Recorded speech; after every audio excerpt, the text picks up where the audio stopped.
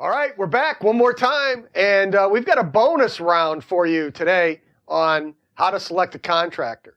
We actually got a contract from my sister. She's looking to get some work done, and after I got done ripping it up, I called Rich. I said, hey, we got to talk about this. So we've got an example of a poor contract, and we've got an example of a good one for you, and that's what we'll be doing today. Roll the screen. Here I come to save the day. Welcome to Mighty House.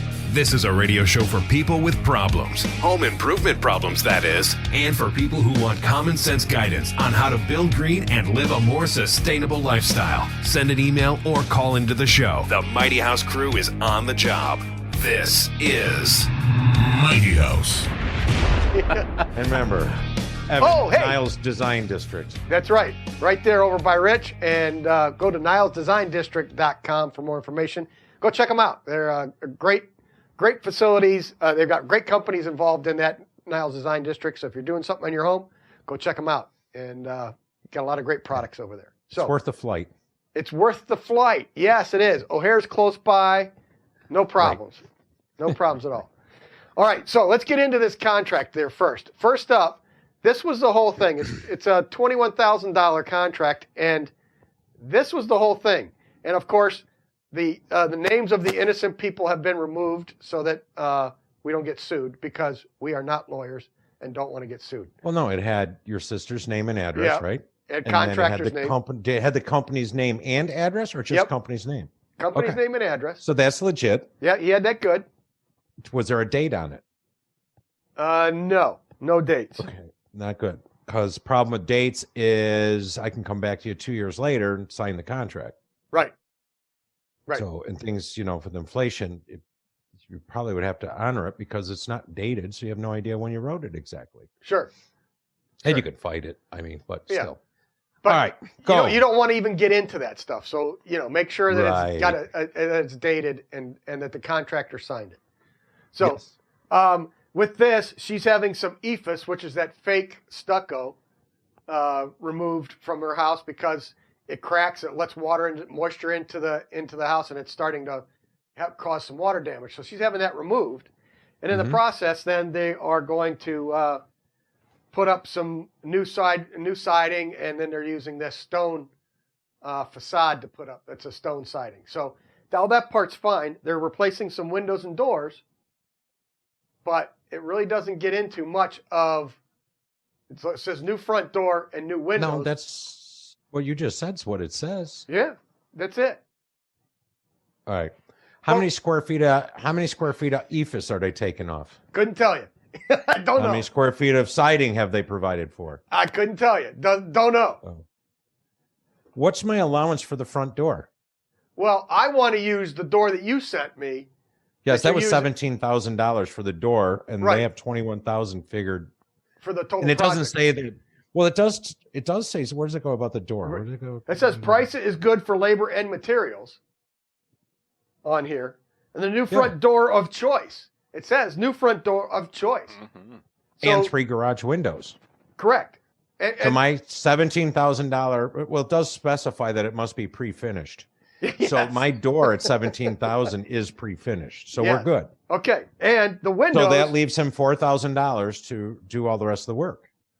But we got to get the windows yet. So you want the Pella Architect series with the applied muttons on there, right? Isn't that what you're looking for? I know what this is. This is one of those where you get free labor. Oh yeah, there you go.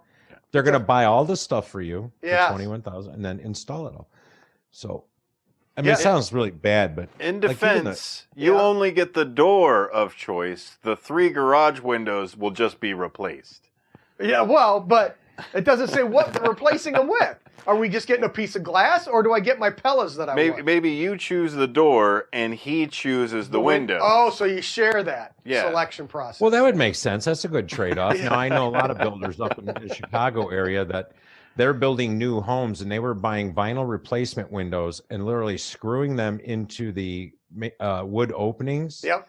And then putting vinyl siding up to the window on one side and drywall on the other. Yep. And then they had water infiltration issues, and nobody knew why. What's up with that? I don't understand. They where got the new water's coming windows from. now, didn't they? It had siding. Yeah. Hello. Exactly. So, and there's also no house wrap on this. I'm going to assume that they're going to put some Tyvek or something up there. You're going to want some house wrap on the before you put this new siding and stuff up. That's not in here. So we already covered the square footage of siding and stone. We don't know that. And then the other thing is painting. Trim. They're going to have to put trim around the windows or trim around the doors, but we don't know if that's included. What is it? Don't know what that is. Are they painting? Are they going to paint? Well, Provia Dry Stack Stone is a brand, I assume. Yes. So Yes. what color? Oh, Does it include the pre-made corners, or are they just going to butt it all? That I don't know, but the siding is peppercorn color. We do know that. So we've got that part. So And it's going to be installed with all trim and accessories. yes. So I mean, So that would be corners yeah, and little plates for your outlets, yes, and backers for your light fixtures. sure, yeah. We're gonna throw those in too. Yeah. Sure. All of them. Yeah. Sure. It's right here on black and white. Yeah, it says it right here. So So is this? Well, now let me back you up here. Well, no, it Okay. does say. Well, it doesn't say that. It just says, yeah, price is good for labor and materials. I don't know. It's this, and people, this is what we're talking about. I Right. mean, you can see this on screen, and this is actually, even as bad contracts go, it's actually somewhat better than Yes. some. yes, it is. But let's go to the other one, though. Let's go to the one that give you a better idea what it kind of. Oh, Ron still has more points. Yeah, there's no payment terms. There's no warranty and guarantee. And what's happening to all the debris when they take all this stuff down? Are they hauling it away, or is it up to the homeowner to haul? And No, then that's what their garage is for. The garbage is on Thursday. my sister's garage is going to be full of garbage. There you go. Yes, and her and her husband will have to take it all out on Wednesday night. Or you get one of them bagsters. Yeah, oh, there you go. Yeah, a bagster and have it hauled off. But no, we're bringing up a good point. I mean, who's paying for the dumpster? That 21.7. I mean, I pay on average, anywhere from $350 to $500 for dumpsters. Yep.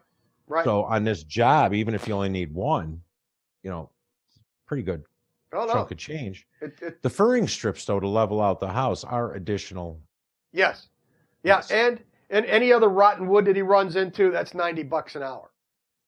And I guarantee there'll be a lot of it. Yes, there's going to be a lot of that. On So, EFIS, yes. yes. And Well, and then here, okay, I got to go back again. I'm sorry, because I said Yep. this during show prep. They're going to, if you read this thing carefully and speak regular English, they are going to demo existing EFIS on the front of a house to studs of plywood. you're right. So is it to the studs or the plywood? Because the plywood would be over the studs, and the plywood's probably going to be rotted, Right. which will lead to rotting of the studs. Right. And you can't just take the studs out. You probably have to sister them. Right. And But again, there's just so many variables in here that it just is not a good, safe. no, I told her not to sign this and to stay away from it. So, Yeah. I couldn't type fast enough with all of the issues I had when I was sending this back to her. So, Right? but let's show one of what it really should look like there, Sonar. Pop that other contract up. So let's start this off, and we're just going to run down real quick. Go ahead, take it, Rich. What's at the top there? At the top, contractor's name and address, and then your client's name and address. So it's on a proper letterhead. Right. And we So the blocked company off is identified, the job Yep. site is identified, Right, and we've blocked out the names of the innocents to keep out the lawsuits. Well, So- also because my company's not viable anymore. I shut it down legally when I moved. It's okay. So then you start out. Looks like you got site prep on there. So Yeah, so site prep and demolition is kind of what this contract's talking about. So right there, we're, first line, remove approximately. Now, when I do this contract, I would fill in those blanks. How many square feet of concrete or how many square feet of siding? right. So everything would be itemized. Yep. So it's important to do that. And then the next line item there, you have excavation and concrete. So again, Mhm. you've got lineal footages in there, square footages. So people know how much of all of that stuff they're going to get, right? Yes. And then you can see all the other headings below that, which particularly items like plumbing fixtures and so on, it's going to say supply and install, moan, model, whatever, blah, blah, blah, in this finish, and a quantity. So, but supply and install. So you're going to know exactly what you're getting because I have an itemized specifications. Right. Now, that's one of the things. The other contract looks like it was generated on QuickBooks. Yep. I would have to agree. So that takes a lot of typing. But if you're actually in business and you take a few minutes, what I show there is an Excel spreadsheet. And it just, you can just reuse it over and over and over, and you just fill in the blanks. It's so easy. So, yeah. So keep scrolling. And now, so those are our specifications for quantities and that. But now we get into things like, please note, these are items that are considered, they are included or they are not included. Right. So it specifically calls out what I'm going to do, how we're going to do it. And then items not included. Just to clarify, like painting, staining is not going to be included or whatever. They want to use their own painter, so then you're going to just call that out and say, no painting included. Yes. So then you go to the next part, and it actually gives you the price. Okay, scroll down a little bit more. Nope, too far. Well, that's okay. It was the next part was just my qualifications where it said, that we propose to do this job in a total dollar amount, and that's fine. And then you've got a payment schedule. Yep.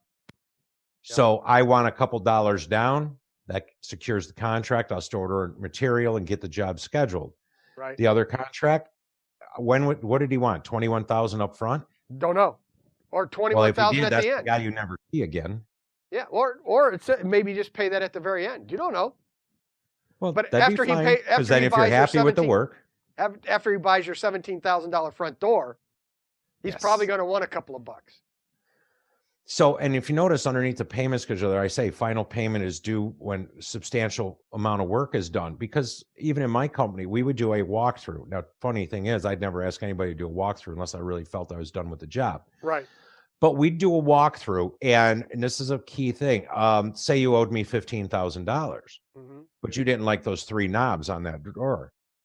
You're not holding 15 grand. That paragraph right there says you can hold 150% of the value of what work you don't like. Needs to be but completed. you will pay me the balance then.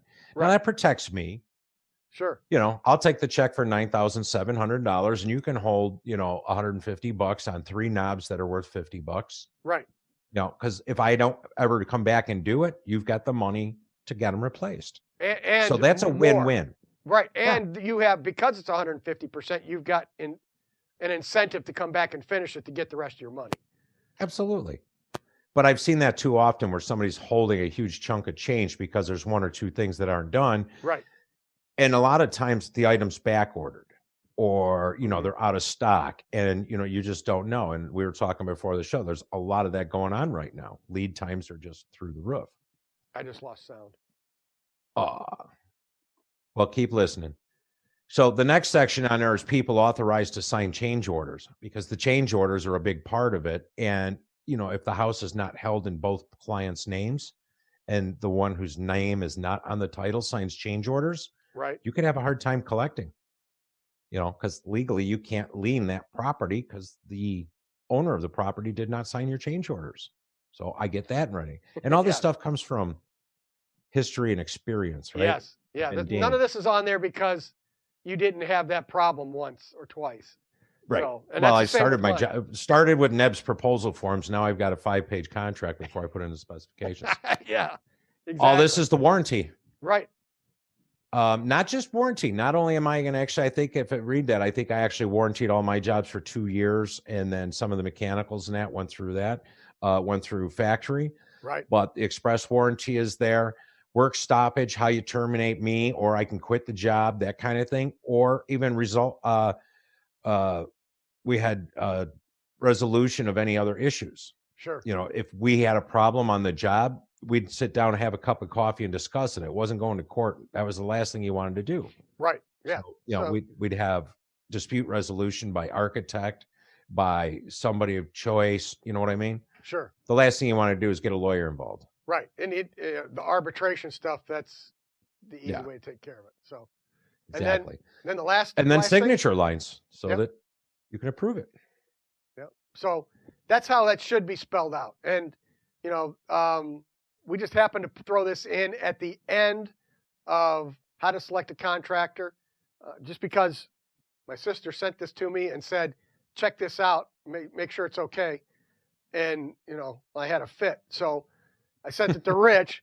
So then Rich and I decided, you know what, let's put this at the end of how to select a contractor so you know what you're looking for.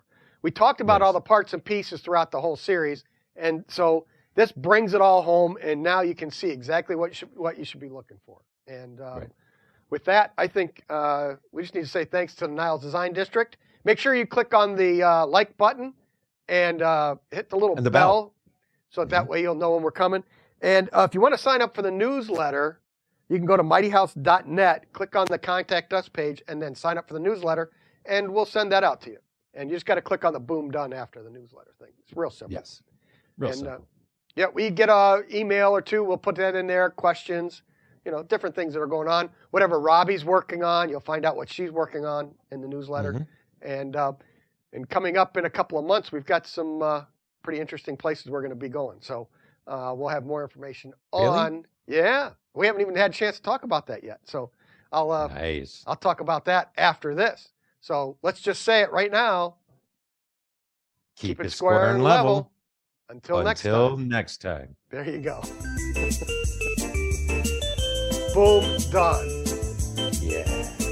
Side by side. It was like a Goofus and Gander type of thing. Yeah, it was. It was.